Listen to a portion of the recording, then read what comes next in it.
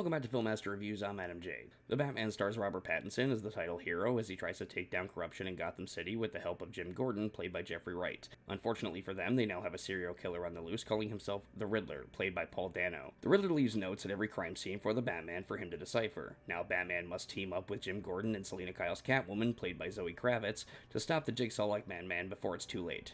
At this point, we've had so many different iterations of Batman that this movie and its director, Matt Reeves, had a lot to prove. Reeves was given the task of reinventing Batman and doing something we've never seen. After all, if all a director has to offer is more of the same, what's the point of making the movie? We got the dark brooding Batman with Tim Burton, we got the campy Batman with Joel Schumacher, we've had the realistic Batman with Christopher Nolan, and we even had the brutal, more experienced Batman with Zack Snyder. Each brought their own flavor to Batman, and it's perfectly up to you which one you prefer. So what does Matt Reeves bring to the table? Honestly, a little bit of everything. If you took the broodiness of Burton's Batman, the detective aspects of Nolan's Batman, the brutality of Snyder's Batman, and just a smidge of the villain campiness from Schumacher's Batman, and threw them all in a blender, this is pretty much what you get.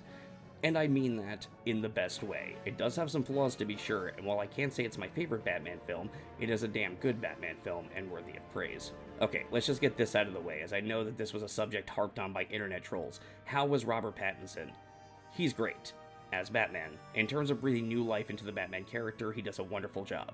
He's brutal but not a killer. He's brooding but also compassionate when it comes to Selina Kyle. So yeah, no problems with him as Batman. Zoe Kravitz absolutely kills it as Catwoman. My god, I loved every scene with her. She absolutely stole the movie at times. We have not had a Catwoman this awesome since Michelle Pfeiffer, and honestly, this one feels the most comic accurate. Don't get me wrong, I thought Anne Hathaway in The Dark Knight Rises was very comic accurate in terms of her personality, but Zoe Kravitz just has a slight edge on her.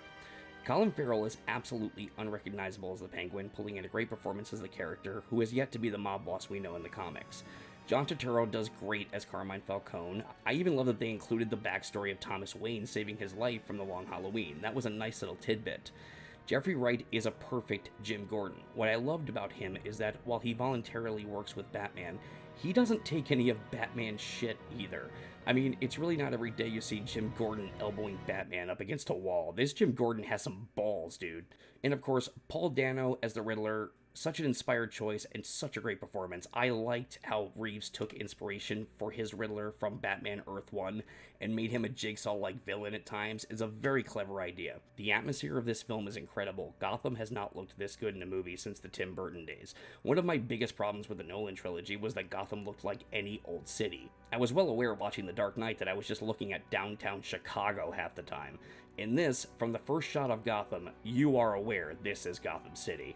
I have been longing for the day that I could finally get to see that old, worn-down, decrepit city on the edge of darkness once again, and I finally got it back. Honestly, Burton would be proud. The tone of this movie has a very Seven feel to it. It feels like an old-school David Fincher film, which shows me that Reeves clearly had a vision when he came on board. He knew what he wanted, and he delivered it. The action in the movie, for the most part, is pretty awesome. A lot of people have been jerking off this chase scene with Batman and the Penguin, and while it's pretty good, guys, it's literally a 2-minute chase scene. Calm the hell down. I think people have overhyped it a bit, but still, it was well done.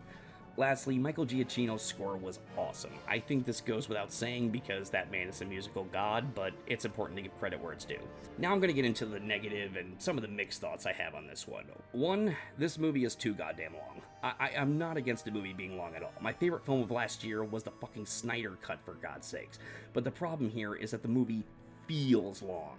It has some pacing issues, and at least 20 minutes of this movie could have been cut for time. As I said, I loved the Penguin. I thought he was awesome. Loved Colin Farrell, and I wanted more of him. The problem is, in this film, he adds nothing to the movie. Yes, it's really cool to see him, but if you removed him, or at the very least cut down his screen time, not a damn thing changes. He's honestly in so little of the movie and so inconsequential to everything happening, I completely forgot he was in the movie until that chase scene happened. So yeah, I love the character, but they do so little with him that he just feels too inconsequential. I loved Paul Dano's Riddler, but honestly, I also wanted more of him. There is like a solid 45-minute period in this movie where the Riddler just kind of disappears. He's talked about and discussed, but we don't see him. I feel like the movie could have focused more on that character and less on the inconsequential ones. Maybe that's just a nitpick, but I did find myself missing the Riddler character when he wasn't on screen. Also, there's this funeral scene that didn't really make a lot of sense to me the more it played out. Right before the car crashes into the funeral, in that clip that's been released, you've all seen it, Bruce looks up and clearly sees the Riddler is there waiting for the car to crash. We clearly see that it is Paul Dano. Then the guy steps out of the car, Bruce comes back dressed as Batman, and the Riddler is on the phone in a completely different location. Okay, 1, how did the Riddler get back to his lair so fast? 2, where the hell was Bruce hiding the bat suit? Does he just randomly leave spares around the city? I don't know. The scene just really threw me off. It's a cool scene, but I don't think it was thought out as well as it could have been. Okay, so I've been pretty mixed at everything until right now. My only real negative of this movie is this.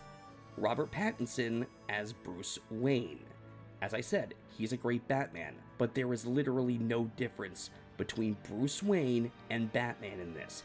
They do not play on the duality of the character at all. I don't blame Pattinson for this. This was clearly a choice made by Reeves, and I'm not really sure why, but I really felt myself missing that. For example, look at Michael Keaton. You see him as Bruce Wayne and you never suspected he's Batman because he keeps the personas separate. Here, Bruce doesn't even try. He's very silent, barely speaks, and always has a miserable expression on his face. I don't know why the choice was made to go that route with the character, but it is disappointing. Overall, though, I have to say, The Batman is a solid comic book film, a very well-crafted Batman film despite its flaws, and an exciting thriller in its own right. I'm giving The Batman an A-. Again, I don't think it's perfect, but most of the issues I have with it, I can forgive. It's a damn fun ride, definitely check it out if you haven't. If you have seen it, please let me know your thoughts in the comments, and please subscribe if you'd like to see more. Come on, Vengeance. Let's get into some trouble.